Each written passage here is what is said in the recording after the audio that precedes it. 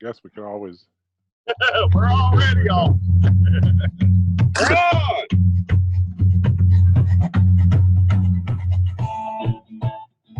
And I have got to turn the music off right out of the gate, unfortunately, because I know it'll sound like garbage. So this is not my usual opening.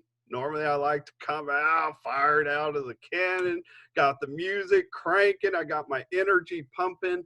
But I spent a lot of time last night because this is the first time the show has not been live. We're live on Zoom recording right now, and I did a lot of practicing last night, and I just cannot talk over my music and have it sound good. So I've got to turn the music off, which is scary because, you know, that's where my energy comes from. I'm bouncing around. I got energy. I'm positive. And without the music on, my introduction might suck. I'm going to give it a try.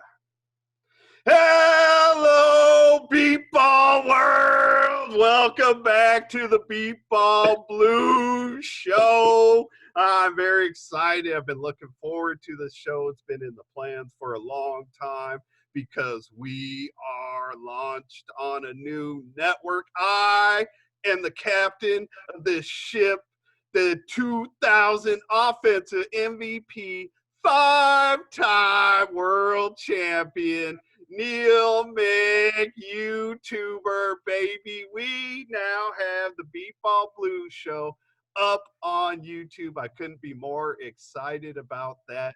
This is going to be the first show that is available only on YouTube. As far as where you could check it out, or as far as where the views are going to be, I'll be posting the links, of course, in other places. Joining me is my man, my life twin, my longtime teammate, my brother in life. You know him in the Beepball world simply as Seth Bam Bam Clark. Welcome back to the Blues Show. Bam Bam, what's up, baby? What's happening, Neil Dog? Thank you for having me back. Finally, I've been getting a little lonely, sitting like, man, my brother done forgot about me, man. You know, brother has some success and then just forgets about it, brother. But we're all back. We're back where we're supposed to be. All good, Neil Dog. Never forgotten from day one. I've been doing this show. It's what's today? June 13th. I've been doing the show since March 29th. And from day one, it's never been what I wanted it to be technology-wise, like bringing all the people together I thought I could and getting out with good sound and good production. I've, for day one, wanted to make sure I could put out as good a content as possible and just bring the production up as I can. But this is the first time I've had anybody on camera other than me. So you would have been back sooner. I've been talking about Andrea since day one. I wanted her to be a co-host at times. So, you know, going forward, you and Andrea are always going to kind of have an open door to jump in. But today is the first time I really had the opportunity to truly bring in, you know, somebody to be right here next to me on the camera. Yay! Yeah. Yay! Everybody can tell from my video that I'm so excited. All right. I can barely contain myself. Moving on. I got a special guest.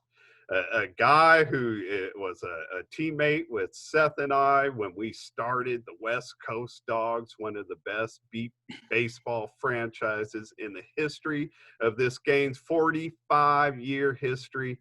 Our teammate at the time, our brother, man that left us for better pastures. I got to bring in Hank, the Night Train. Hen dog on the mound. Wofford. Yeah. Come on, clap with me, Seth. I don't know I was supposed to clap. To be on this show. You know, I don't know about leaving you guys for better pastures. I think I went in the wrong direction, but yeah, right. Yeah, as he sits there in his big home and has hobnobbed with Steph Curry and all the, you know, John Gruden and everybody. So yeah, I'm sure you're broken up that you left us, man. Don't worry. I have plans to get into his having left us, so we don't need to go too far into the weeds. Still hurts, you know. It pains me, you know. I don't yeah. know why I did it. That, you know, I regret that, you know, big time. Big Hen Dog was our original pitcher. We'll explain we'll explain the game here in a little bit. But Henry was the pitcher of the West Coast Dogs when we started that franchise. Didn't last too long. The guys had a successful career in TV. Did radio also, but big time in TV. Henry, I need to ask you, because you spent a good amount of time in Indianapolis working for the NBC station as the sports anchor there. And one of Beat Baseball's most persistent personalities is Darnell Booker. I know that's a name. I know that's a name you remember. Dude, Darnell Booker, I know, used to call you on the regular at the station trying to get you to cover Beepball. What you probably don't know, since then, Darnell Booker has built a beast of a program. His team, the Indy Thunder, they have won the last 4 Beepball World Series championships. And honestly, they could win like the next 10, because their average age. Hey, hold on. Let's not go stroking Darnell Booker's ego. You know. I'm just saying. I mean, they could, you know, let's just not. I love Darnell. All right, but let's just not. Love you, but come on. We gotta give Darnell some love, though. I'll tell you right now, Darnell is a true ambassador for Beepball. That dude is relentless with educating people on how the game is played, what it does, the camaraderie, the level of competition. Darnell could do a documentary on it himself. You know, he's taken the time to do it the right way. And I'll tell you something, Neil Dog and Seth Dog. I was in my final year in Indianapolis was 2010. Right. And Darnell, at that point, out of the 4 years, I think I probably met him my 3rd year in. And he said, you got to come and watch these guys play. I'm putting together my team. He said, they're green still. They don't play much defense. But he goes, Henry, they're fast. So I go out there because I'm used to watching, you know, the Danny Fabianos, the Mike Finns, the Rogers. The Dogs had the fastest team that I've ever seen. E-Love, you know what I mean? Seth Dog bringing up the rear with some speed as well, you know. Don't go too far. No, Seth Dog had to have been like the 4th fastest guy on the team, right? Those were fast cats. Those were fast cats. I don't know. I mean, if you're Seth Dog, what? Yeah, Neil Dog, you know, forgets, right? But like we're talking 18, 19, 17. Back when I used to run track, I was on the U.S. you know, track and field team. I was on the U.S. ski team. Listen, I wasn't. There was a different time. Am I fast now? No. But there was a time that I could handle myself on the bases for a 6'5", 240, 50-pound guy. But there was a time I was only 220. I mean, I was not clowning. I wasn't. But no. Yeah, you were. We all know. Listen, we all know. People might not know enough, but we know you were clowning. Listen. We know. Seth has the nickname in this sport that he's had since he was like 16 of Bam Bam, because of the moon shots he hit. Hold on. Let me grab this ball. These people, I was going to do this later. Look how big this ball is. This is a Beat Baseball. I would let you guys hear it, but the battery's dead. So you can't hear it, but this is a Beat Ball. It weighs a pound. Hardly anybody in the history of our games hit it further than Seth here. So I was just really trying to say, why are we throwing him in with these speedsters when he wasn't considered? No, Neil, you got to remember this is a power hitter. This is a power hitter. Come on. He brought both. he was a 4-tool guy. You know, he can do it all. He has speed. Whoa! He didn't play defense. Whoa! Well, all right, let me just put it to you this way: when Seth and I was in Davis, like our freshman year, yeah, he would take his cane and extend it, right? And him and I would do sprints together.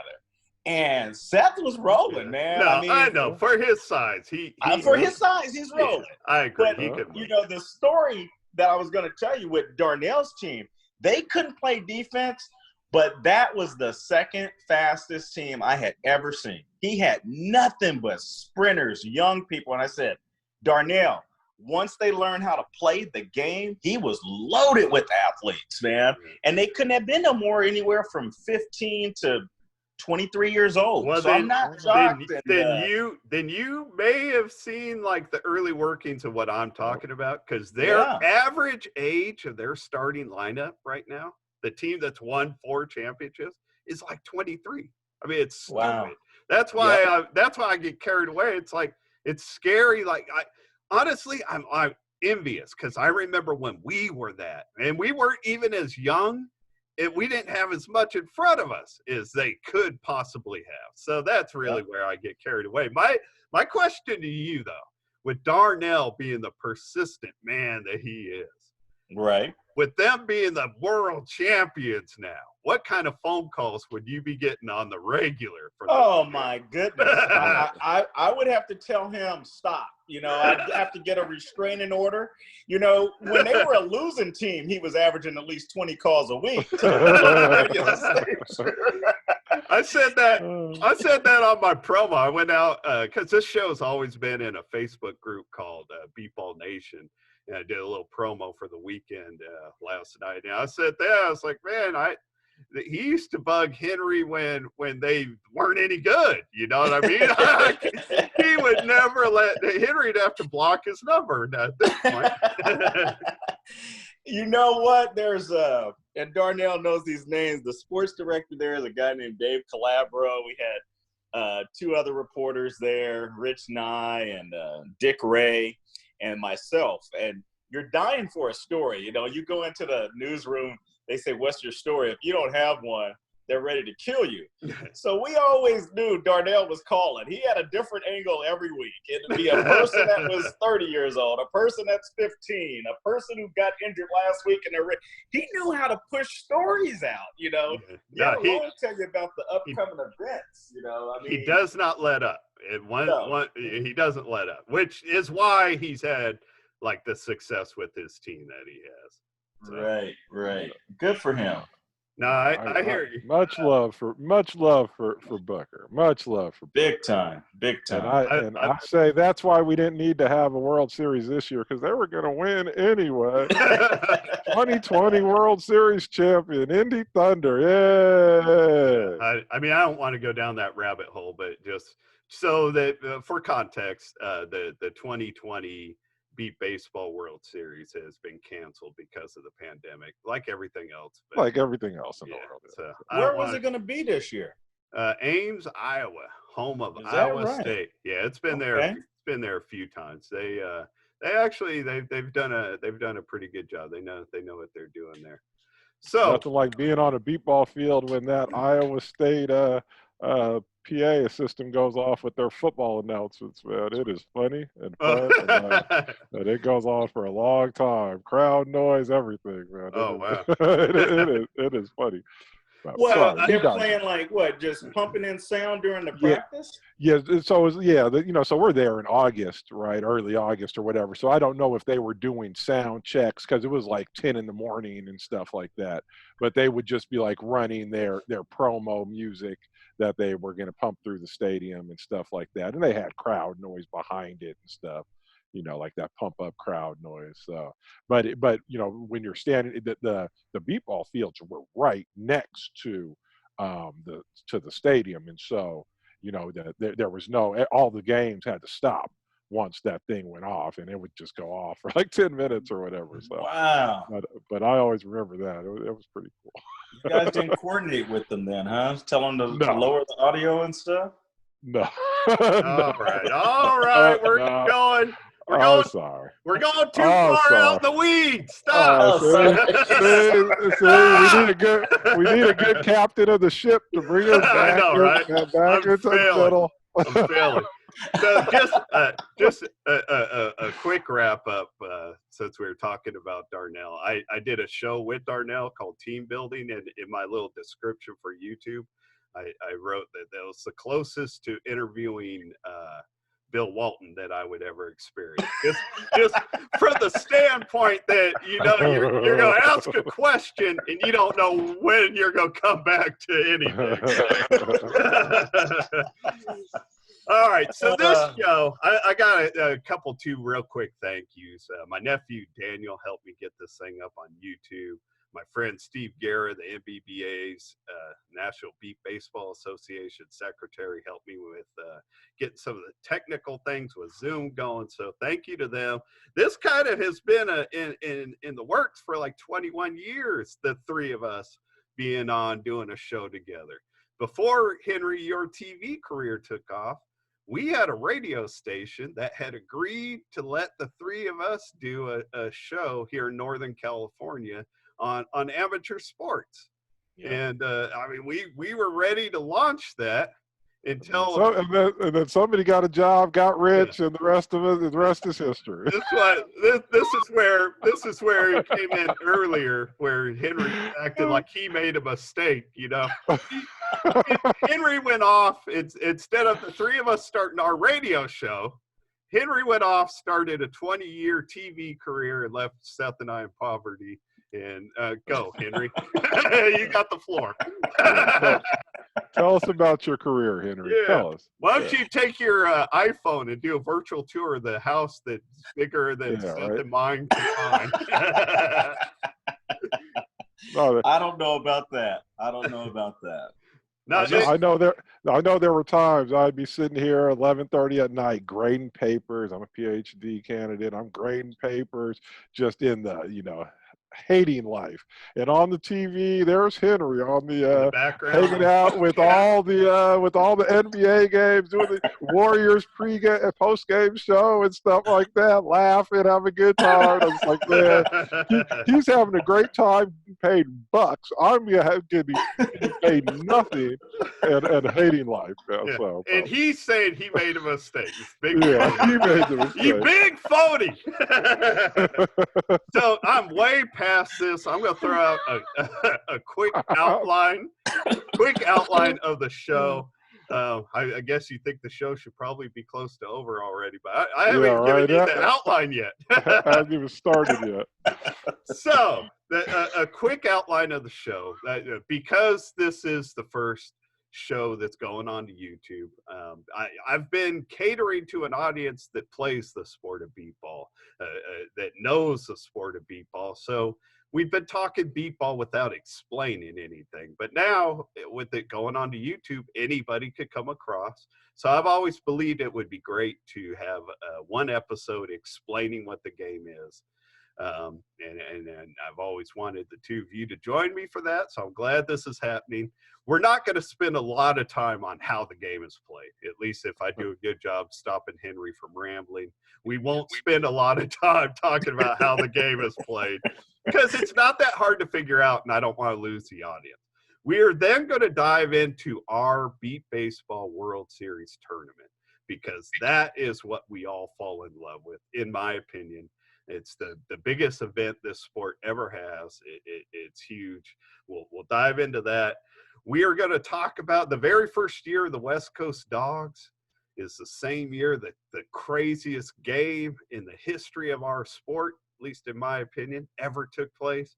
We're going to talk about that game, especially for our newer, younger players that have never experienced or heard about it. And then we're going to finish up by telling what our team has always just called the story. A story I wouldn't even believe if I wasn't the party that was completely involved in it. And then we'll get out of here. So. Yeah, man, I think you're slightly ambitious, man. We might not get through all that, Well, like I said, we gotta keep some of it. I gotta do a good job of keeping us on track. Yeah, right. Lead us, Captain. Lead us. So let's talk about beep baseball and how it is played. It's a game.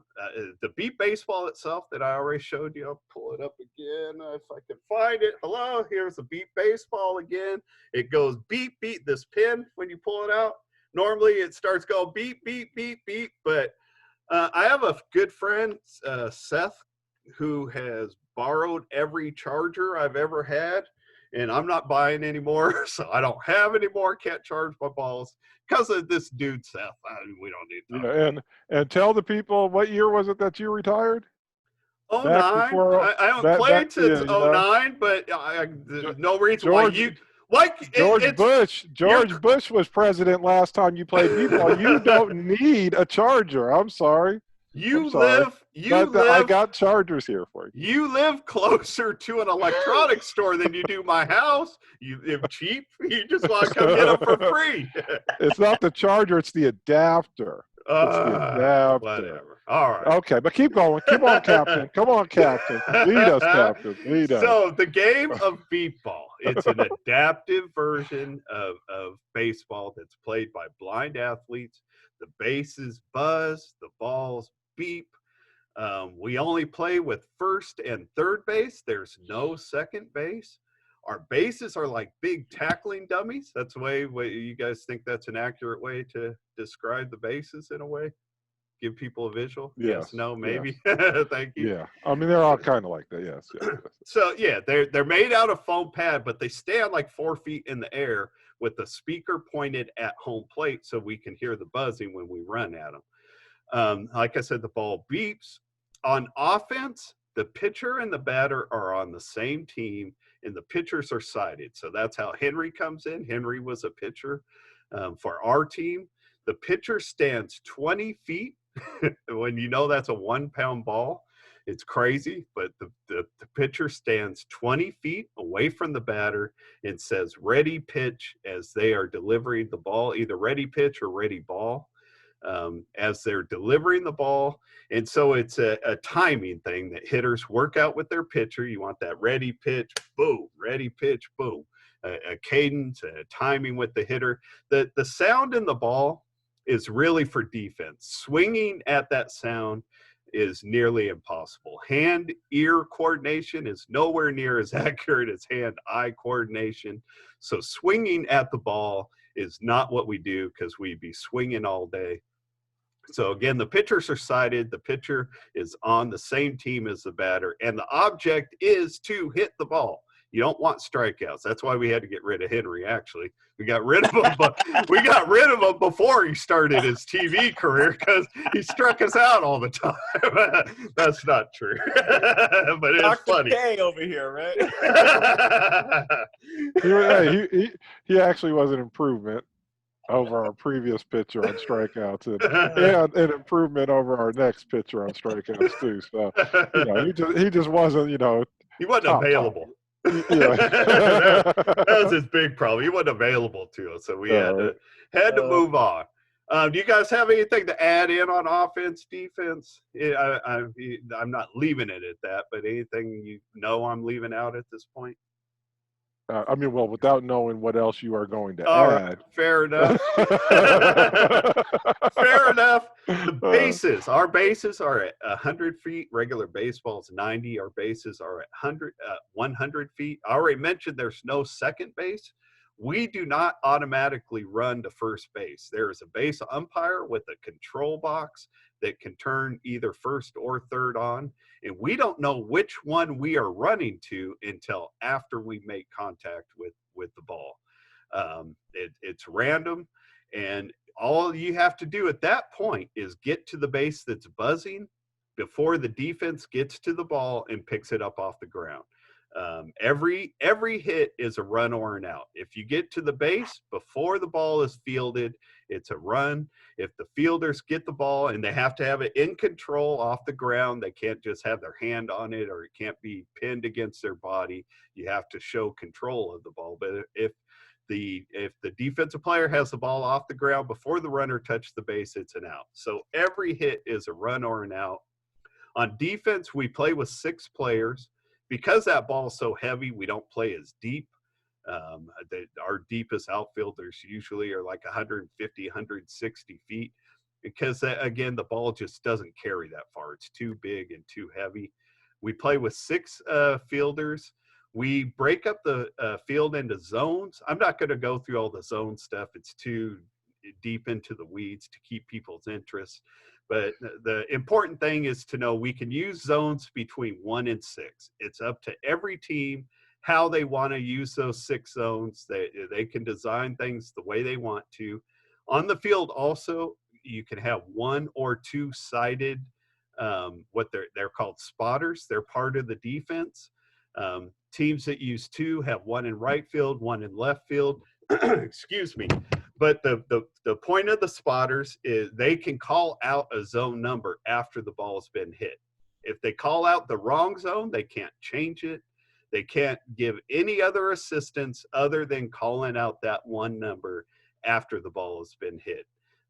But from there, it's totally up to the players. So that's kind of the basic layout of how this game is played. Now, Seth Dog, do you have anything that is obvious that I left out? Well, every hit has to go at least 40 feet. Good call. So the field isn't as big as a normal baseball field. So everything has to go 40 feet. And there is a home run line out at 170 feet. If you hit it over that, you get 2 runs. But at the beginning of the play, everybody has to be between the 40, well, inside of that 170-foot line. And outside, there's also, when you said the ball has to go 40 feet, there's a 40-foot arc that goes around the infield. Right. So that's because the pitcher's not a defensive player. So that area, the ball has to travel at least 40 feet before it's considered a fair ball. And if the ball hits the pitcher, right, when we're hitting, if the ball goes back, hits the pitcher, it is it's a no pitch, and so the count goes on. The count goes back to what it was before that pitch. Yeah, exactly. Goes back to the normal thing. The balls break. We go through, I don't know, a couple hundred balls at the World Series tournament, but the balls break. If the ball breaks during the play, we replay the play, and the same with the bases. If there's a base malfunction, the base goes off, or if the base isn't turned on at the right time to give the runner the best time to actually get to the base, then there's also a replay. So we don't put anybody at a disadvantage. You can't score on an equipment malfunction. So we're going to dive more into the tournament here in just a second, but the tournament is a 5-day tournament, and there's usually 20 teams or so there competing in it. And we have to purchase, the league has to purchase 200 balls for that tournament, and they're $35 a piece basically. So that's the league's like largest expense. But when you're hitting electronics and we use like 36, 38 ounce bats most of the time. Some go like as low as 34, but the ball weighs 16 ounces, so we have to use heavier bats. But when you're hitting electronics with a 38 ounce bat, they don't last long. So the ball's not, no matter how well you design it, it's never going to last long. So a typical game, usually I would say 3 to 5 balls. You think that's a fair estimate? 3 to 5? I mean, it's different. Yeah, it's different for everyone. One ball might last the entire game. One ball might last one batter. It's completely unpredictable. And and again, this is getting into the weeds. But when you're playing, if the balls don't have to necessarily die, right? They can just the beep can just be severely affected. And if it's just a low pitch, if you don't like the sound of the ball, you can request for a new ball. So that kind of makes us roll through. It's not like every ball is totally broken when we replace it, but 3 to 5 balls is about the right thing. But not all of those are broken. Right. People are just complaining. So blind people. We got voices too. So hey, we know how to play the game too, right? You gotta, if you ain't cheating, you ain't trying. I can't hear that ball. Can you replace that ball? So diving into what is the National Beep Baseball Association World Series Tournament. It's a 45-year, it's been around for 45 years. This is the first year in that 45-year history that we won't have that tournament. It's a 5-day tournament that includes, I said it usually around 20 teams. There's no like set number like in other sports that you might be used to, because it's really expensive. Nobody's getting paid to do this. It's a nonprofit organization. The teams, no players are getting paid, all that. And it's very expensive for these teams to go to the World Series tournament. They're usually in that city from anywhere from 7 to 10 days for that tournament. So it costs a team probably around, at this point in time, I would say close to 20 grand or in that neighborhood for a team to go to this World Series. So that's the qualifier. If a team's willing to put that money forward to show up at the Beepball World Series, that's the qualifier. So that's why the number changes. Our largest tournament ever has been 24. The smallest tournament I remember was 11 in 2000. The World Series was in Taipei, Taiwan, and it was just too expensive for teams to go. So we ended up having like 11 total teams. I think that's the smallest tournament, but it averages, I would say, around 20 for the most part.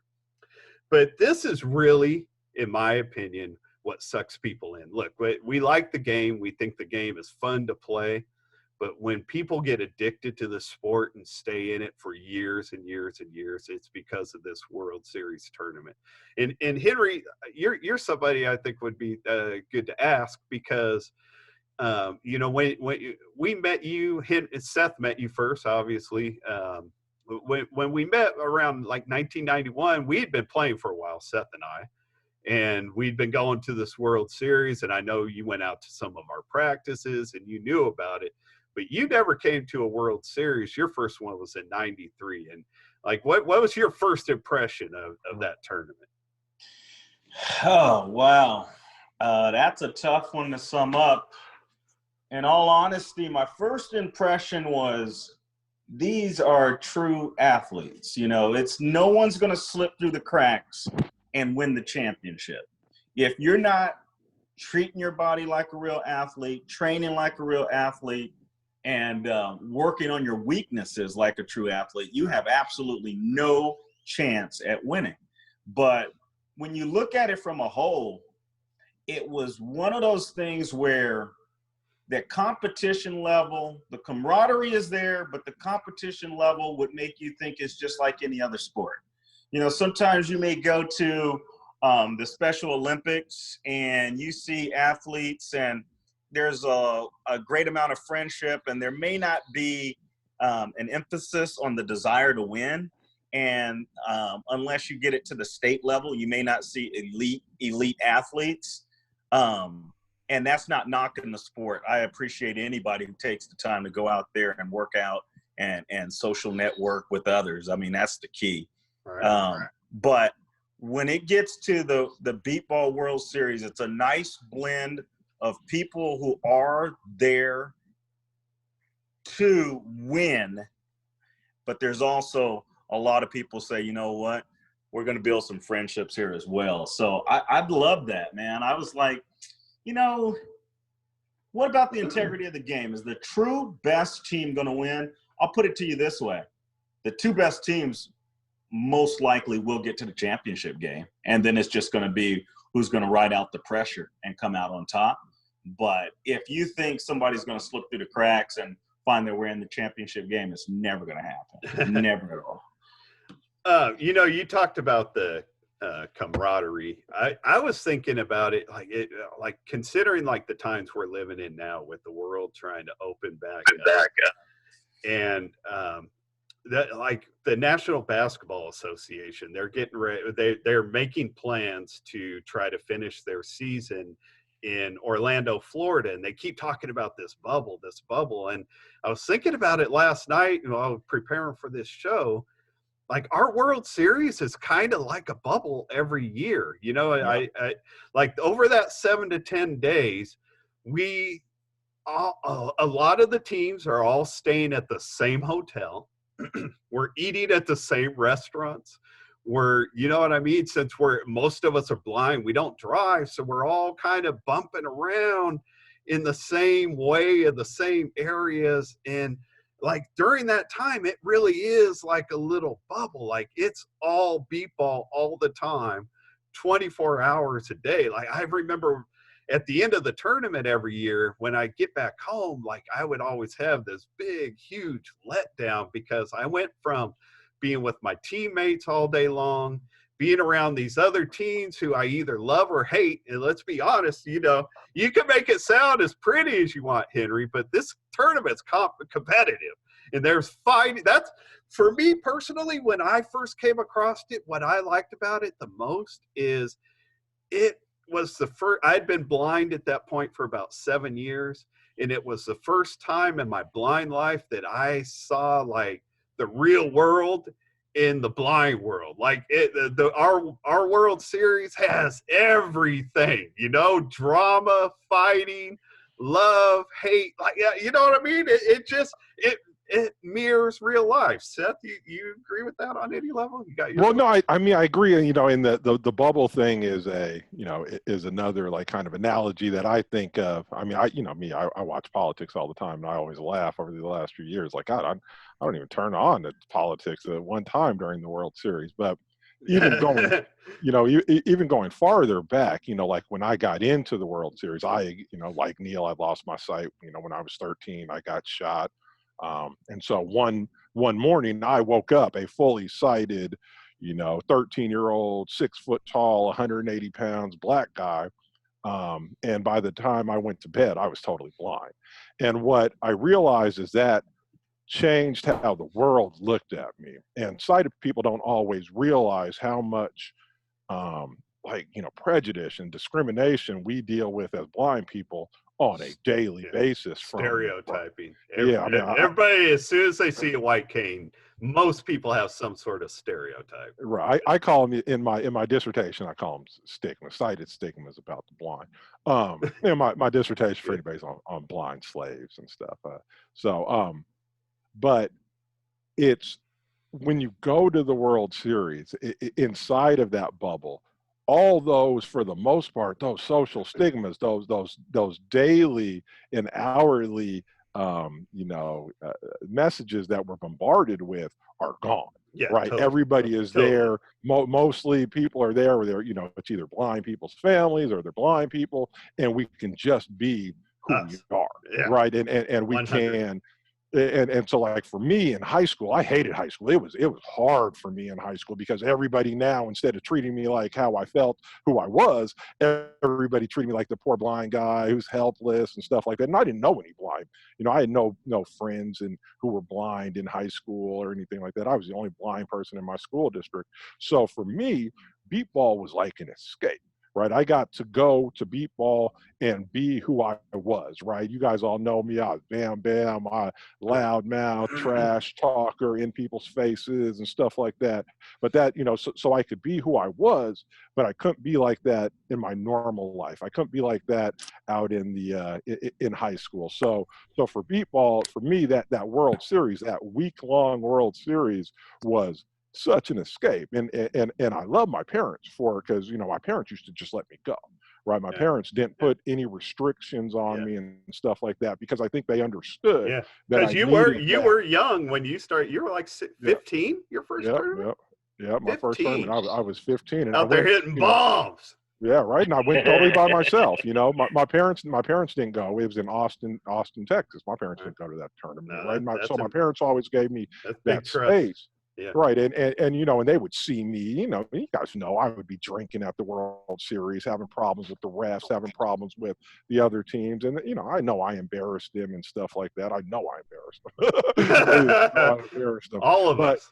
you know, but they gave me that space. But it was so important for me to have that space to go for a full week and just to be around people who treated me like Seth, right? Like Bam Bam, and not like a blind person. Right. And then to be able to compete at, you know, at high levels. And, you know, we were always a good team. So we were always competing at the high levels. Right. And so for me, it was a, you know, it was something that for me, I really needed as a young high school kid growing up and stuff at that time. It's funny, our like 30 years of hours and hours of deep conversations. I don't know if we've ever talked about this like our sport like this, but one way that I have always put it is I thank that tournament, the Beepball World Series tournament, for making me comfortable in my skin. Like I didn't even know I was uncomfortable in my own skin. Right. But you know, like I right after I lost my eyesight just before I turned 11 years old. I had been a competitive swimmer before that, and I got right back in the pool a year after my accident and started competing again. And I competed all the way through my senior year in high school against sighted people. So because of that, and I was good, you know, I mean, I won a lot of races, whatever. So I was in the newspaper, I was on the local channels, like I was getting attention, you know what I mean? And my ego, I loved it. You know, I ate it all up because before I lost my eyesight, I wasn't popular, you know what I mean? I was the youngest of 5 kids. I was always just somebody's brother, you know? But I ate it all up. I can't deny I loved it. But man, what hit me at the World Series is I was all of a sudden in an environment where nobody cared that I was that blind kid that was in that accident that's been on TV. Nobody cared because they all had their own story. You know what I mean? That's a lot of what this show's starting to turn into is I want to get these stories out there. You know what I mean? Everybody has a story on how they found their way to Beepball. And a lot of it's like yours getting shot in the face. Mine, you know, having a chain hit me in the face. Both of us losing our eyesight from, you know what I mean? A lot of this, you've got teammates. We've both had teammates that have lost their eyesight in hunting, you know, tragedies. You know what I mean? So we have our sport's got beginnings that no other sport, in my opinion, has. No, and to me, it's always, you know, I coach my sons in football and stuff like that, and it's your one daughter. thing. Don't my daughter, you know, out. I consider her my assistant coach now. You know, she coaches. She's my assistant coach you know. So I've elevated her. But one thing that I always say, you know, it's like, man, it doesn't matter, you know, how well you play when you're up by 30, right? I want to see how you play when you're down by 30, right? When everything is bad. Yeah. And so you know, so Beepball, it's kind of like where we start, right? Everything is already, you know, we've already been knocked down. Yeah, we've been there, right? I mean, we've lost our sight. Right. Some people say that's the worst thing that can ever happen to somebody or whatever. I don't agree with that, but you know, it's getting out there and then doing it. It's like, man, okay, you know, I've been down there. I've been knocked down. I'm just by playing, I'm showing that I'm resilient, you know, that, and that's really all that, you know, sports, you know, is a microcosm of life. And so, you know, Beepball having to start out there at the bottom and work your way up.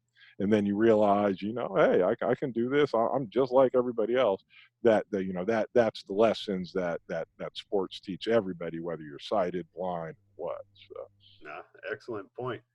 Excellent point. On this tournament, Hen Dog, do you have any? I know you put Beepball behind you, like Seth said. You know, I mean, you know, you used to do shows with Peyton Manning. You're over there rubbing elbows with Stephon Curry. Do you remember the craziest game in our Beepball's history? I remember it, but I can tell you this.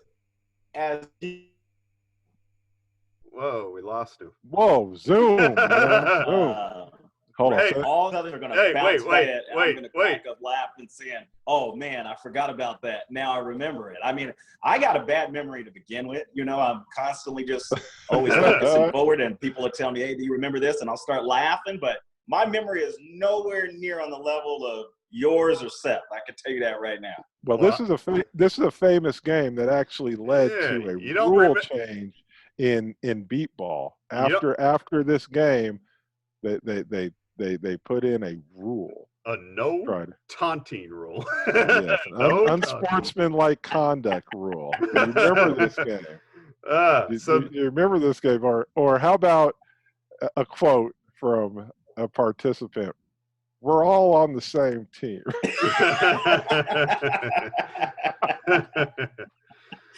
Now it's coming back to me. Okay, Yeah. we're all on the same team here. So- we're not.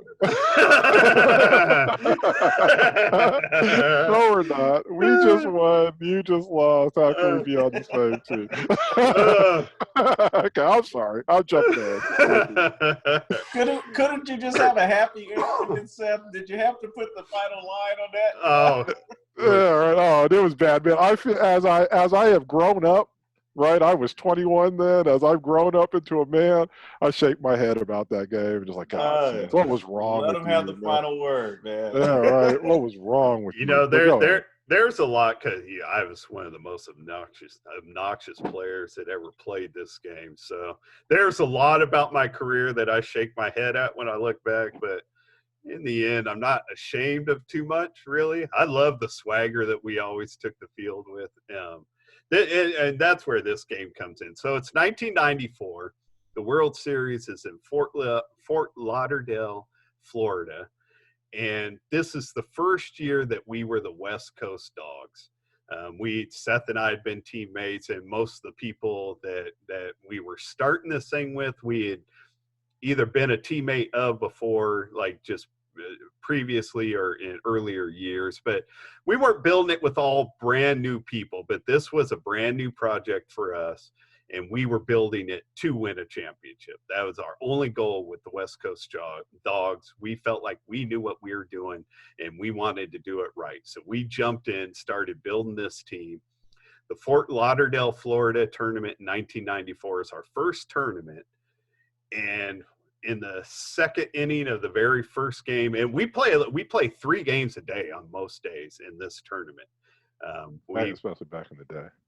Well, yeah, this different is now. Yeah, the tournament. We still possibly on some days 3 games can be played. Now it's more normal to be 2 because the tournament back then was a 4-day tournament. It's a double elimination tournament. The first day is a round robin, so there's a lot of games to be played. You know, even we only finished like 7th in that tournament and still played like 6 games in 2 days or 5 games in 2 days. So there's a lot of games in a short amount of time. Little turnaround from game to game. So in the second inning of the very first game, I dislocated my shoulder and was out for the rest of the tournament. We did not go out there with a lot of players. I think we had 8 or maybe 9 total players on our entire roster. We can keep in mind 6 start.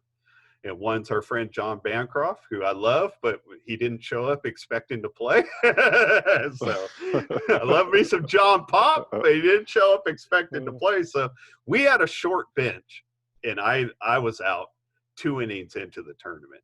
So the Chicago Cobras, they were in our round robin. They were going to be the last game of the day. It was a night game, which was unusual for our sport. But that was a night game. And we were pumped up for that game ever since it came out on the schedule because the Chicago Cobras were what we wanted to be. They were young. They were new. They made it to a champion. They didn't win, but they made it to the championship game their first year together. Like us, they were experienced people that put together a new project. They had 2 young pitchers. Their dad was a player, Steve Perry. He was a player on the Cobras, and so his 2 sons, Chad and Josh, were the pitchers. And their team just from 1992, when they hit the scene, they had swagger. They were confident. They played hard-nosed defense. good fundamental defense. And they just went out and punched you in the mouth, and they talked trash, and they were what we wanted to be. And we ended up with them on our schedule in the round robin, and we couldn't have been more excited. Because I had dislocated my shoulder, had been to the hospital, my arms at this point, by the time the game started, pinned to my body. I popped a couple of Percocets. I had probably done some not yet medical self-medication before the game, since I didn't have to play. My rules of what I would and wouldn't do during the tournament were out. Yeah, I'm here. Yeah, go ahead. It froze up. Can you see me? All right. You hear me, Seth? Now I got you. Okay. All right, good. So anyways, I may have done a little bit of my own medicating in addition to the Percocet that had been prescribed to me. So I got to this game, I was on a different planet than everybody else. I'm already intense when I play. I almost got thrown out of this game. I wasn't even in the game because I ran my mouth so much throughout this game. We jumped in. Yeah, we jumped in. I don't know how you started it, but you started it. I don't know how you started it. We jumped on this team right out of the gates, a team that we wanted to be and a team that we wanted to beat. We jumped on them early, and we just kept pouring on. I think the final score was like 22-8, and it really wasn't even that close. It was they scored a few runs late in the game that made it closer, but we pounded them, jumped on them, and just rode them. But man, that game got so crazy. Go ahead, Seth. It's a sanitized version. Again, I don't know how it started. But, right, it's not like we just jumped on them, but we were up first. And Neil was standing near the plate, right, all fired up, all juiced up and stuff like that. And some controversy happened with Henry pitching. And the umpire stepped in, and Neil was like, screw it, and jumped on the umpire. And I was like, well, hell, if Neil wants to go out like this, let's just do it. And so I threw the towel. At that point, I was like, man, well, let's just, let's go. And so I just started talking trash. And, we're running our mouths. Hoodlum is, when I would score, I'd turn to the field and start yelling at him. And Hoodlum a couple times fielded the ball and threw the ball back at me, almost hit me. I was going to bring that up. Actually, that was actually two players there from the Cobras. And in the Beepball world, these are two really well-known players. Darnell Williams threw one of those balls. And, and then later in the game, Mike McLaughlin, who's always just known as Hood or Hoodlum in our game, he threw another one. But just from all our trash talking, at one point we were up hitting and scoring runs and running our mouths. And at one point they were just pissed.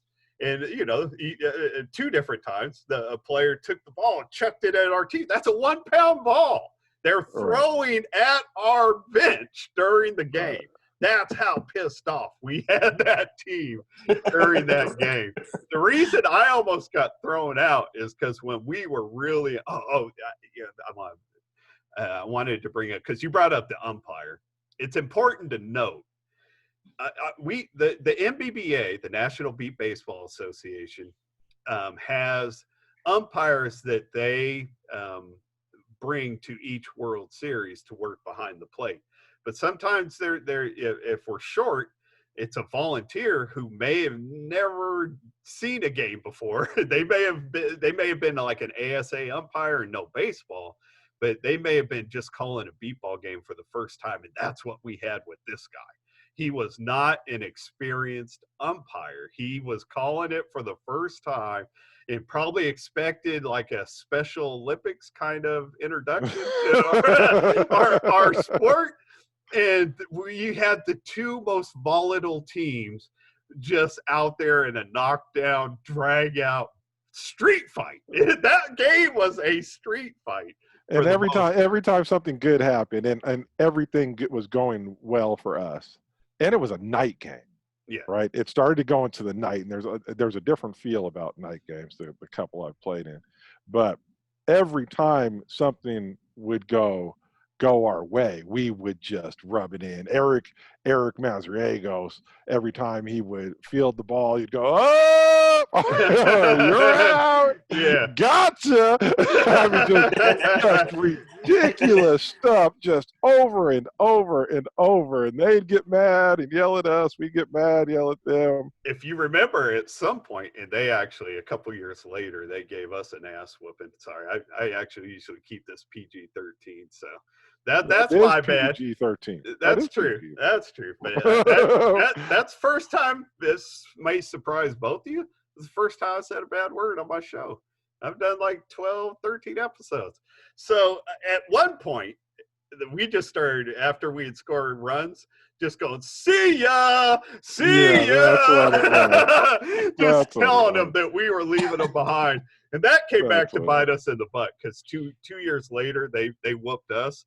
And I had forgotten about it. It was you, Seth, that pointed it out to me. They just started going, "See ya," because they actually bounced us out of the tournament. No, and that was the game I finally grew up. It's like, man, Neil, it's not worth it. No need to do it. But that's an argument for another show. well, I did. That was the day. I never had another incident on the Beepball field after that day against when the Cobras beat us, and that see you day. That was after they had that accident and all that stuff. I've never had another incident on the Beepball field. I've actually never had anything, I think, close to that. I've never been ready to fight another team since that point. Right. Well, I can't. Right. Because that game could have gone like. That could have been the first ever blind bench clearing brawl. Easily. I mentioned that I almost got tossed. Speaking of Darnell Booker, man, the East Bay Blaze, Indianapolis Eagles went back in 1990. That was the only other one that got that close to a bench clearing brawl. So that Cobra game. I don't even remember that being as intense. When I say I almost got thrown out of the game, because and this entire game, even though I've got my right arm pinned to my body, and I literally spent the whole game like a football coach, just marching up and down the sideline when my team was on defense, just trying to pump them, because I was always the voice on defense. I was the head of our defense, always trying to keep everybody up and the energy good. And it was killing me to be on the sideline, man, especially in this game, this particular game. And at some point when we were really riding them, I said something along the lines of, "It's time to do a Cobra." I may have said something along the lines of doggy style or something like that, since we were the West Coast Dogs. And that was the comment that almost got me tossed. All the silence. I wasn't trying to hesitate. That's absolutely what I said. I was. There's no. I said, "Let's do a Cobra doggy style," and that's when that volunteer umpire said, "Okay, I've had enough. I've had enough. One more of those, son." And that leads us to what I'm sure you're gonna go ahead, man. Well, and then that's towards almost to the end of the game. They had to stop the game because it was dark. But at some point, they pulled that umpire and brought the head umpire of the NBBA over to umpire our game. He had to finish the game because it was out of control. And he came in he was always a hard liner. He and I never got along anyway, and he was just a hard line individual. And he came over, and the more I think about it, we had a player on our team, Pete Conasani, okay, that did a perfect Dan Tracy imitation. Right. And Dan Tracy, just to give them context, Dan Tracy is from Oklahoma, heavy smoker. So he had a real, a real gravelly Oklahoma voice. So. Right. And I think about it, it's kind of ironic, right? So Pete uses his Dan Green voice. Dan Tracy. I don't even Dan Tracy voice. I don't even know what the hell he said. Just I can tell you. I can tell you the whole thing. So, like we said, Pete Cotasani, one of our players, does this perfect imitation of Dan Tracy, and he's playing on short right field, and Seth is out kind of in like left center field. And so at one point, Seth yells something at the Cobras, and you hear Dan Tracy voice say, "That'll be enough of that." And Seth, and it comes from like the right field baseline. And Seth thinks that it's Pete doing a Dan Tracy imitation. And so Seth yells out, and whenever Seth wanted to be heard, even though he's the biggest and it can be as loud as he wants, he'd always put his hands around his mouth. He's like, "Why? Are we starting to hurt their feelings?" Or something. No, he's like, "Why? Are we about to make them cry?" That's what he said. And Dan Tracy erupted, man. He's like, "It's not too late to send you home, son." Yeah.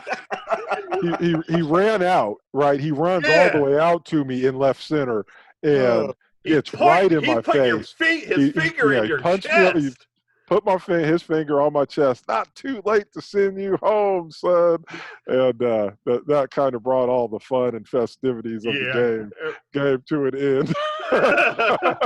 But we had to come back the next day to finish the game, but it was a fun game. That was absolutely the craziness of it all, though, is the largest eruption was all a mistake. You know what I mean? You had no idea that was Dan Tracy. Right. You thought you were having fun with a teammate, and that almost got you thrown out. Right. And that dude, because of his beef with you, might have thrown you out the whole damn tournament, man. I know. I remember he came the next day and apologized to me. He gathered everybody around and apologized, and then we go on and we win the game. And this is what I always feel bad about. And one of the girls, I think it was like Chad Perry's sister. It was Amy. Right. She comes up to me and she's crying, and she said, she starts to talk, and Neil says, "You know what? You should probably just walk away because this isn't going to go well." I remember that. You know what, though? That was all the same day. We didn't go back and play the next day. I thought we came back that was all the same morning. Day. I mean, it's not important, really, but that was all the same day. And she comes up and she's like, "Well, she's telling me, she's like, we're all on the same team here. Why are we arguing? We're all on the same team." And that's when I was like, we're not on the same team. How can we be on the same team? We just beat you, and you just lost.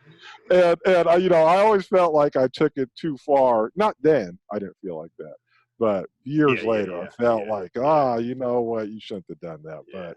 No, it was the game that I had always kind of been looking for. If I ever had a chance to play football, and because football's my thing, I would have been a trash talking, in your face, sort of individual linebacker. Yeah, that game was fun. That was a fun game. That was a fun game. No, and I said I did a little promo in Beepball Nation, the home of the original home of this show. And I mentioned them, man. If there are players out there that have stories like this, you guys got a game that was anything like this, reach out to me. We'll make a show out of it. Outside of our Beepball world, who's going to care most of the time? So, reach out. Can I just bring out, because I was thinking about this, and I realized that this came from the same tournament, right? There was, back in the day, Neil used to be a little bit emotional.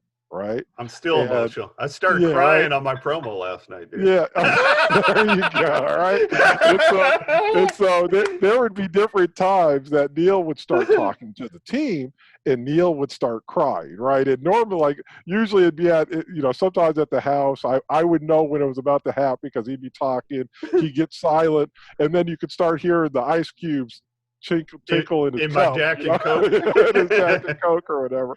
But we're at Florida. You're hurt and you're trying to talk to the team. You're like, I'm sorry I'm hurt. You're making your apology and you start to cry. And I go and I say, man, Neil, it's okay. Life's like a box of chocolates. Yeah. And I'm like, man, that's from the Florida tournament, man. It I is. totally forgot that was that was I from our Florida tournament. I was losing it. I mean, I never worked harder at that point than that season, like getting ready for that season. I'd never been prouder to be part of a team. Like, you know what I mean? Like, that tournament was everything for me. And like on a personal level, that was when I was engaged to be married, and I called off the engagement just like a month before that. Like, my inner, inside, I was in turmoil, and then I was popping all those Percocets. So, man, by the time we got knocked out, man, I was just spent. And I was losing it. But when you came up with that, because that was when Forrest Gump was, I don't think it came out too much before that. That was kind of a new thing. You're like, Neil, you know what my mom always says? And I'm thinking, I'm waiting for something real. He's like, life's like a box of chocolates. The whole thing was over after that. We went to the hotel and partied for like 3 days and came back to California. That broke the thing. So here's the other thing about that, and then we'll get out of here after this. Man, Henry, I hope I'm not dogging you because I realize, I'm not bringing you in as much. No, you're not dogging me at all. All right. I thought we'd take a little time at the end to ask Henry if he ever had any run-ins with sports stars who were a-holes that he wanted to tell us about, or anybody that was a great interview, a poor interview, anything like that. All right. All right. If he wants to share some of the behind-the-scenes sort of things. He won't. Yeah, I know. Henry ain't got that kind of man in him unless he's drinking. He'll tell us everything if he's drinking. He won't tell us nothing when he ain't. So, hey, Trey, go get you a gin and juice, dude. Never. I don't think I'll touch it again. I haven't had a drink, Neil, in about, I think it's over 5 years, man. You told me. I knew you quit. I wouldn't even know how to handle a drink right now, I don't even think any of the three of us ever drink. I mean, I know Seth does here and there, and I do here and there socially. I know I haven't had anything to drink since the pandemic started. It's been disappointing. Right? Yeah, when I hear about people doing these like Zoom meetings and having drinking parties, like, man, I need to get some drink in the house. I need to have my own Zoom party. All right. Well, go ahead. No, go ahead. Yeah, I was going to say, tell us this. All right. So the story. This has always just been known as the story. And it happened at the same tournament. This is actually, I guess, the day of the championship game on Saturday. So I go out to the championship game with our teammate, Eric Mazriagos, that Seth had already mentioned, the best player that's ever played this game. I go out to the game with Eric. We ride the bus out there. And because it's a double elimination tournament, there's always one team when the championship game starts. I guess it's really a championship series, because there's always one team that starts with one loss, one team that's undefeated. The team that has one loss has to win the 2 games, still has to win 2 games to win the championship. So we went out there, and I believe it was the Cobras it was Fort Worth and Austin. In Austin. So Fort Worth wins the first game. Austin goes in as an undefeated team. Fort Worth wins the first game. So there's going to be a second game. I don't want to stay for it. I didn't. whatever. I was uncomfortable. It's Florida hot. And I was just done. I didn't care who was going to win. I wanted to go back to the hotel and medicate. So I have Eric take me by the concession stand. I get a little sandwich, an apple, an orange, something like that, and a drink, Gatorade, water, whatever. And he takes me over to the bus. They have buses going back and forth between the field and the hotel. Takes me back to the bus, sends me back. And when I get to the hotel, I'm on my own, getting from the bus to my room, and I'm not using a cane because my right arm is in a sling, so I couldn't use a cane if I wanted to. So I didn't have a cane. I mean, there's like I said, we're in a bubble, so it's not like I can't ask anybody. But I was pretty much on my own. I get up to the floor that I was on, the third floor, and when I'm looking for my room, because most rooms, all have these days, and even back then, they got Braille on them. So I'm looking for my room, and I'm like holding the bag with the hand on the arm that's dislocated because I got to use my left hand to go down the wall reading Braille numbers. And I finally get to the room. It's my room. I open the door. I go in. I eat my lunch. I got business I got to take care of. There's some part of this I wouldn't tell you if it wasn't, I thought, important to the story. So after I'm done with my lunch, I got business in the bathroom I got to take care of. I go in there. I'm in the restroom resting for a while. I get done because I just got my left hand. It takes me about 20 minutes to clean up. I go back into the hotel, and that it was the standard double hotel, 2 beds, a little nightstand in between. So I go to the nightstand because that little drawer there with the Bible is where I keep my medication of all kinds. So I go reach into there, and I'm finding little kids' toys. I'll be honest, I saw what I believe to be a pair of men's underwear. And they are not the kind I wear. And, they haven't been there all week. I know Eric didn't put them in there. Plus, Eric always liked to wear like the cute little bikini briefs. One, yeah, Eric is sexy old Eric. Bikini one, yeah. E-Dog had to look good. So right. I knew these had like the big wide band, like whitey-whiteys or something. I'm like, man, I instantly think it's you guys just screwing with me. You know what I mean? It's like, man, they took my stuff and put somebody else's stuff in here. And I'm pissed off because there's nobody around to ask, where's my medicine? But I start thinking, I'm looking at these little toys, like there's no kids on our team. Where would they get these toys? So I start going around, feeling around the room. I'm like, this is not my room. I am not in my room. So I open the door, I look up at the Braille, and I was like, holy crap, that's not my room. I think it was like 332, and my room was 336 or something like that. And for people to know, in Braille, the difference between that is 1 dot, just 1 dot that I apparently missed in my looking at. And I panic. I get the hell out of there. My room's only a couple doors down, and I go to my room, and I'm thinking, I'm just freaking out. I don't know whose room it was. I don't know how I got in that room. I'm just tripping out. And so finally the championship game ends. Everybody comes back to the hotel, and I'm telling my teammates this story. And so the sighted people on the team start looking at that room to see who it is.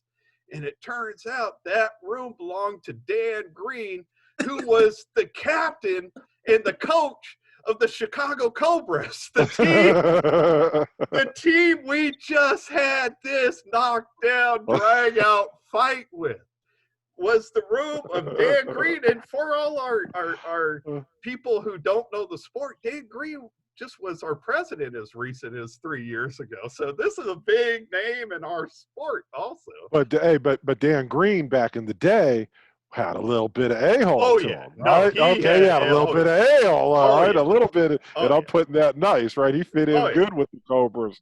And so, Oh, you yeah. know, the idea that here's our one-armed Neil, you know, unable to defend himself, taking a dump in Dan Green's bathroom. It was just the picture of Dan Green coming back and seeing Neil wiping his butt or something, Yeah, and Dan totally. Green just And wailing on him. and me trying to sell that I didn't know I did it. How would I convince him this was an accident? Dan Green would have wore that man out. He would have wore Neil out, man. No, I mean, Seth said it. I mean, Dan wasn't a quiet personality, and Dan and I really weren't friends. We served on the board of directors together, and we played against each other, but we were so much alike, I think, that we had a hard time liking each other. He was the attitude of his team. I was the attitude of my team.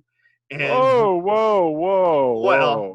A lot. People hated me way more than they hated you, man. Not always. You know that. Not always. But it's always. All good. No, it was a 1A, 1B. In all fairness, look, in all fairness, they had L. Darnell, they had Hood. You know, he wasn't all the attitude either. I'm just saying, we were two attitude leaders, and we bumped heads a lot before we ever played that game.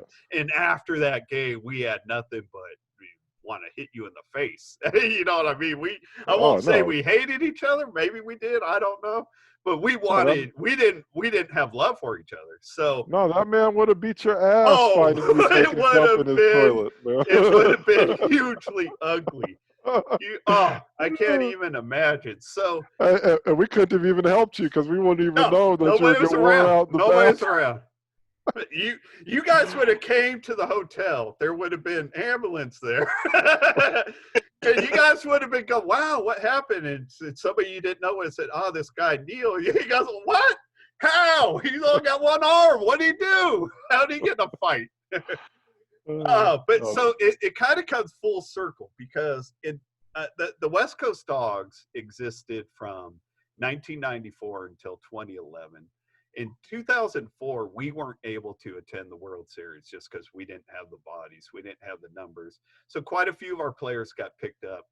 I got picked up by Oklahoma, and Dan Green at this point is playing for the Oklahoma City team. So going into that tournament, all my friends like you, Seth, and other teammates like Eric, people who have known this story since the day it happened, they're all coming to me, man. Are you go tell them the story? You go tell them the story. It's like, I don't know. I just, go play it out, see how things go. So I play with Oklahoma. We get knocked out the second day of the tournament. I think we might have finished like 5th, 6th. We didn't do great. We were all right. We didn't do great. Excuse me. But Dan and I did, as time went on, we were getting along on the sideline. I love Dan Green's family. He's got kids that were in the game. His one son plays. His older son was the catcher for Oklahoma. So you know what I mean. He's got a Beepball family. I love Beepball families. So throughout the tournament, we developed, a good rapport. We were getting along. I don't know how this happens, but somehow my room always seems to be the room because around our hotel bubble at the World Series, there's always individual rooms where a lot of people end up in. My room, for some reason, has always been one of those rooms. And even when I played with Oklahoma, I roomed with Frank Fazio, one of the biggest, strongest left-hand hitters our game's ever had. He was my roommate. And so after we got knocked out, people are partying in our room, and Dan Green's in there. And, we're probably 5, 6 drinks into the night. I finally say, man, forget it. I'm going to tell them. So I sit here in the middle, whoever's in my room. There's probably 12, 15 people in that room. Dan Green's sitting right next to me. I was like, Danny, man, I got a story excuse me. I got a story. Yeah, sorry. I got a story that involves you that you don't know anything about, man. I'm going to tell you. And I sat there and I told him the story. When I got to the end part, that I sat there on his toilet and made myself as comfortable as possible for a while and did my business. And he realized that he could have walked in at a time when he already wanted to kill me. He sat there. He was quiet for like 5-10 seconds. He's like, man, I would just be getting out of prison now. I would just be getting released from prison right now. Man, that is the story. Not many people have known that, but anybody that has in our world has always loved that story. I wouldn't have believed it. You know, that the whole thing of me getting into his room like that, you know what I mean? It's hard to believe I could just get into his room. I later read in a couple different places, one of the reasons hotels went to key cards instead of keys is because it got out that hotels only use like 10 different keys for an entire hotel. Like, so as long as hotels were using real keys, you had like a 1 in 8, 1 in 10 chance if you just went up and down opening. You could have opened like 1 out of every 10 doors. So after I started reading that years later, it made sense how I ended up in his room. But that was always just so crazy. So I wouldn't have believed it if another player told me it all happened. It's too wild. Right. Considering the people, considering that game, considering my situation, the whole, I'm lucky I lived. Simply put. There were some other at the end of the dog, some other what are they? Porta potty stories that were pretty good too, but that was always the best dog story. Whoa! What's that? Your garbage can? Garbage can. That's a garbage can. Come on, you're a professional, man. You're a professional. I'm nowhere near the bathroom, if that's what you're wondering. Dude, I have a garbage can, right? I have one with the lid on it too, but I pulled this one out because my eyes are always running. I'm always grabbing tissues. So I wanted to have a garbage here to toss the tissues. I purposefully got the one with no lid because I'm being a professional, Trey. No, I'm trying to be a professional. The problem is I hate flies, man. I just killed a fly and I was throwing the fly away in the garbage can. So. Why would you kill a fly? Like, how's a fly go hurt you? I've always hated your flies. Life? I've always hated flies, I mean. Trey, don't hate. They fly on stuff they shouldn't fly on, and then they fly on top of your food. So I've always been disgusted by flies. I have no problem killing them at all. I recently had both plumbers and a friend of mine here helping me with some plumbing issues and we had to go out in the backyard and get down to like the sewer line. It was like real stuff. But they found like a wasp nest in my backyard, and I got a text the other night from my buddy Jimmy. He's like, "Man, I'm coming back out there, and I'm going to get rid of that nest." I'm like, dude, those are my only pets now. I ain't got dogs anymore. What are you gonna do to my wasps? Well, they ain't hurting you. God, kill my pets. Oh man. So go ahead, Seth, before we get out of here and give people their day back, if anybody's even with us still. Hey, this will be the way that if anybody actually made it to the hour or to the 1 hour 45-minute mark. Oh no, Trey. I was just wondering if there's anything you wanted to I mean, you were like we're pretending to do a show. You've really done shows. I mean, you were there. I mean, you really actually hung out with the sports people and stuff. I mean, there was a time right before you got too big for your own britches that you were the man in the Bay Area, right? Before you went to war with Gary Radnich. Right, I mean, you were the man in the Bay Area, man. What's crazy about the sports world? The guys that, at least from my experience, there are some guys that in the media, they may have come off as being some of the most arrogant type of guys. And what you realize is they're not arrogant at all. They're uncomfortable in front of the camera. So you remember Ricky Waters' famous quote, right? He one way he instituted his own name into it. It was even before Terrell Owens was saying, "I love me some me," or some things of that nature. Right. Ricky Waters is probably one of the nicest dudes you could ever. Really? I mean, it's unbelievable, Seth. It's complete opposite. And you sit there and you start talking to the people, and there's a couple of other people that fall right in that same line. And I said, I think I know what it is. They're not comfortable in front of a camera. And once you start interviewing them, it's easy for them to get way off track. But I worked with Ricky for almost 2 years, and he didn't come close to being the Ricky Waters that we remember doing interviews, you know? I don't think that's just like in like sports media or whatever. I think that's just like in life in general. Like I think like in Beepball, Seth and I get interpreted as arrogant. But I think when people like sit down and get to know us, they wouldn't. I don't think they would call us that. But when we're on our sideline pumping our team, and you know what I mean, I think people when they're kind of like in different environments can put off different personas. And with sports, you know, figures like they're in the limelight. So if you only see that persona like for a few hours while they're on TV or whatever, you know what I mean? It's easy to like make a snap judgment, I guess.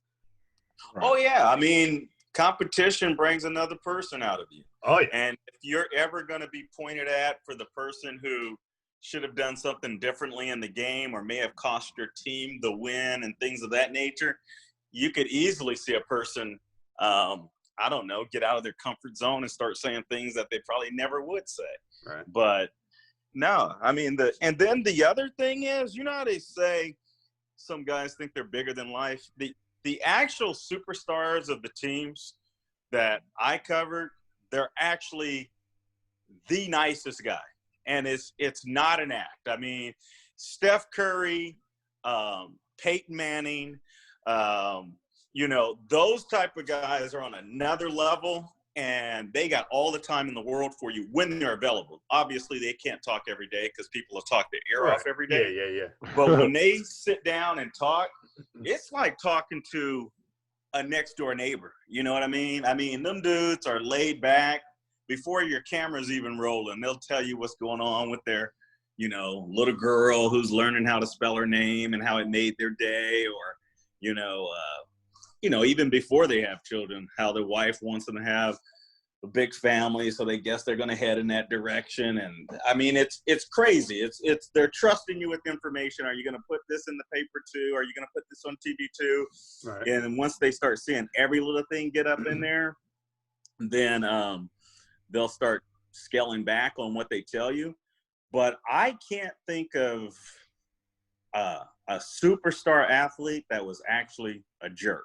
And when it comes to overall interviews, I think it's weird. There was so much on his plate, but one of the guys that struggled in that department would probably be Kaepernick. You know, Kaepernick just wasn't a big talker after a loss. But I would say even for him, you know, the guy had a lot on his plate and would get sidetracked from time to time. But I never met anyone in the sports world in 20 years that you would say this guy's a jerk. Never. Not one.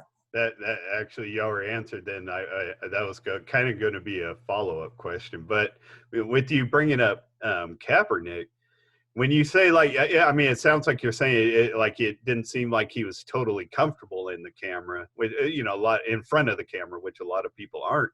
But man, with him, then like, because I don't think a lot of people even realize this, but when he started taking a knee, he did that for a while before anybody even noticed. It wasn't until like a couple weeks later, when somebody in the media noticed it and started making a thing out of it, that a lot of attention got brought to it. But with that whole thing being centered around him and him not like being a in front of the camera person, if I'm taking you right, that must have been a really like doubly difficult task for him to respond to all that. And I agree with you, because when they would win, granted, I was covering the Raiders way more than the 49ers, but you know, he played at Nevada, so I started going back, and there's a guy named Josh Little that I'm good friends with who's still a sports director out there in Reno. And he was explaining to me, no, he's always been quiet. It could be a win for them or a loss. He's just never been a camera guy. And I think when he was doing his thing to the side, taking his knee, it was the same approach. So when he was with the Niners, the craziest thing about his movement is Dr. Harry Edwards, who I had interviewed multiple times for Black History Month. I mean, incredible mind, put together multiple protests in the 60s, including with John Carlos and Tommy Smith, and worked closely with, you know, Kareem Abdul-Jabbar, Jim Brown, Bill Russell. I mean, this guy's a mastermind when it comes to political movement, civil disobedience, doing it the right way. It's all got to be orchestrated in order to have a purpose. And one of the biggest things is he was an advisor for the San Francisco 49ers. So a lot of people were like, did Colin Kaepernick actually talk with you before he started taking the knee? And he said, no, he didn't. He said, if he did, I'd be happy to help. But I touched base with him briefly, and it seems like he's a bright mind and he's got a plan. And he goes, I just hope it's a big scale plan, because this thing could carry on for a very long time. It could catch. He nailed that on the head. Yeah, absolutely. You know, being that he was around it, and obviously I forgot Muhammad Ali, who he's worked closely with, you know, when it was the social movement back in the day.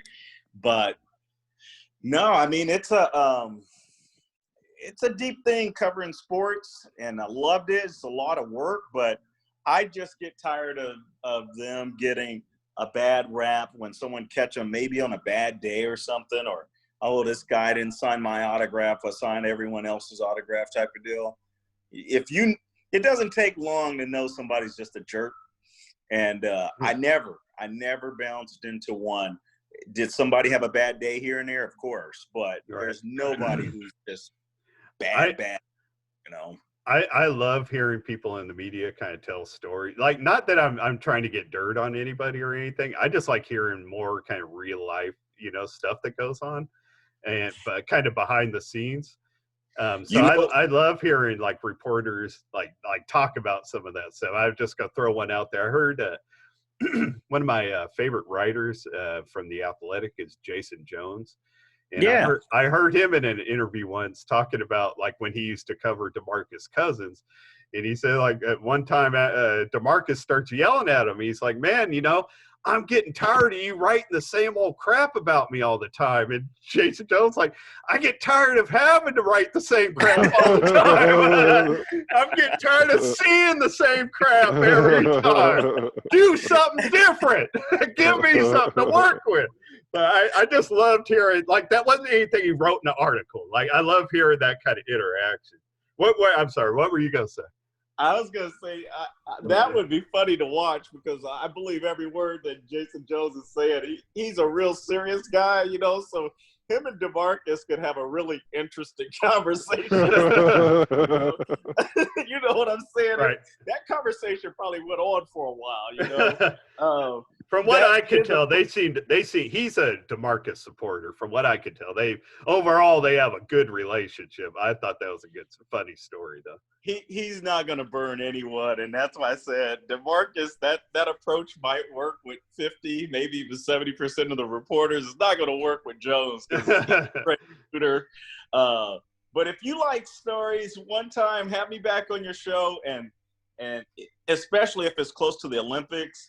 I bumped into an hour-long interview with Carl Lewis, and he talks about his showdown with Ben Johnson in the race that Ben Johnson looks back and as he crosses the finish line. Dude, you're talking to blind people now. Nobody knows Ben looked back. Man, I'm telling you, it's a legendary photo. Was that when Ben Johnson went like 9.79? Wasn't he the first one? Yes, that's the 9.8. He was the first one to like break 9.9 or 9.8. I don't remember which one. He was flying, but it's what Carl was talking about, what led up to the race. So the tension is so bad between those two that he took me step by step of what got them on the starting block and how it ended afterward. But it's a long-winded story. Wouldn't do it injustice by doing it quickly. We've already gone way too long, probably, for some. So Honestly, I'm just gonna call it at that. I hope the sound for everybody is all right. I moved this to Zoom because I want to get more people in, more interaction, and I definitely am happy with that. I love the interaction that Seth and Henry and I have been able to have today. It's what I want to have going forward. But I want the sound to be better. I want to try to get it better going forward when I can, if I can. I'm disappointed that the excuse me, that the sound is going to basically sound like Zoom. I don't know why I went into this expecting to sound like a recording studio when it was done instead of Zoom. I'm being a little unrealistic, but I hope the sound's good enough for everybody. I hope you enjoyed this show. I thoroughly enjoyed laying this out with these guys. These are my boys, been my boys forever, my family. It's been a good time, and I thank you both for doing this with me, man. Hey, don't forget about us now, man. You know, as don't be hen dog, man, and never reach out again, man. Like, oh man, what? I'll tell him once Neil Dog gets at the top, don't forget about us guys at the bottom of the totem. All right. Out, Neil, throw us a bone, man. Don't forget about us, man. Because since March when I started this, I do have tens and tens of listeners now. So yeah, right. I will try to keep you guys in mind as I build it up to hundreds. Yeah, you do that, man. But my student loans aren't free. Seth Dog, man, the door is open. You know, I've always wanted to host stuff with you. Honestly, even if it's not Beepball related, I hope the three of us do more stuff going forward. I mean, we've been talking about this for years and years. So I hope we find a way to finally, get a vehicle and do that. So I'll leave it at that. I'll tell you this though, Seth. Since you were on last time and told me that Aunt Cindy's a fan of the show, she's one of my tens of listeners. No. I end all my shows now by saying good night, Cindy. That's my like. I'm aware. It's she calls, then she'll call my mom and tell her about the show and stuff like that. Do I have to worry? There. Does she say I've been getting a little too flirtatious? Or No. Did she complain? No, is she calling your mom with hashtag me too? No, yeah. Now though, my mom will be able to tune in. That's true. I've talked about my love for Beepball family, man. Your parents, your own kids, you've got a Beepball family, and I love me some Beepball families. All right, everybody, that's it. I'm putting my hand up on the keyboard. I'm gonna call it. But you ain't gonna let Henry say goodbye or have some parting words, He's a professional after all. Yeah. I'm good. Last time we gave Hen Dog. Bring me on. Like I said, I don't even have much of a memory, but I cracked up while you guys was, recollecting about the whole Beepball showdown. And that Beepball's for real. That's the only thing I want to say. If there's some young cats out there like Seth talked about when he was 15, how it impacted his life, how it impacted Neil Dog's life, get out there, man. You ain't got to be by yourself. Go out there and do what you got to do because it's a beautiful sport. You're going to meet great, great people, and it's going to turn you into even a better person than who you are today. True that. Look at that. I like that. Yeah, I started to say that I didn't want to turn the floor back over to him because I don't get it back once I do that. No, that was good. The guy is a professional, man. He can see a red light and know that he has to wrap up. Hey, Train. Yeah. Are people talking in do you guys have to read and are people talking in newscasters' ears constantly as you guys are reading? Yes. Like in a breaking news story? From the little bit I got to do like on 1140 when Don Geronimo would have me in on his show. I know that's true. Like the producer can jump in your ear at any point in time without other people hearing it. So you're listening to what's going on. And in Henry's case, like watching like the screen too, yeah, right. You got content going on. You got content coming in your ear. It's cool though. I want all that. I'm building a studio, people. It's coming. I'll tell you what, it's crazy when you're in the studio, and it's even worse when you're out in the field. So, like when I was in Indianapolis, we had to do the Indianapolis 500. That's a 4-hour show that we're doing live before the race. Wow. And we have about 10 different anchors and reporters, field reporters. We're all in sync. So you can't hear what the next person just said. Only thing you're hearing is a producer toss it over to you, and it's like it's you and your person, and then all of a sudden, hey, toss it back to them. And if you're not tossing back to the person you just tossed it to, they're just giving you a name. You don't know which anchor it is or who they're with, and you got to ad-lib all that stuff while it's going on. It's crazy. That's why Go ahead. No, I was just saying, that's why you see people go crazy covering the big event. It's not just the big event for a journalist. Hey, I'm covering the Super Bowl. It's the rush you're getting by actually being tested as a journalist to get the communication, the story, all the late breaking news. It's going to push you so hard that you're like, man, now I'm being challenged, you know, versus just sitting in the studio reading a 3-minute sports cast. You know what I mean? So that's why it gets crazy. It's hella fun, man. See what I'm saying? We're ready to sign off, dude. All right. About Carl Lewis? Oh, no, never mind. My Another time, another show. Thank you to anyone and everyone that has tuned in and stayed with it. I appreciate it. I'm going to try to keep making this thing grow. I thank everybody that's helped me get it to where it is at this point. I will be back tomorrow. I got another show coming up Sunday night that I'm very much looking forward to. And from this point forward, be back on my regular every Sunday night thing. So I will be back tomorrow. You guys, thank you very much. Seth, you're welcome back anytime as co-host. So we'll talk about that more forward. And everybody, say good night, San Cindy. Good night, Aunt Cindy. Good night, Aunt Cindy.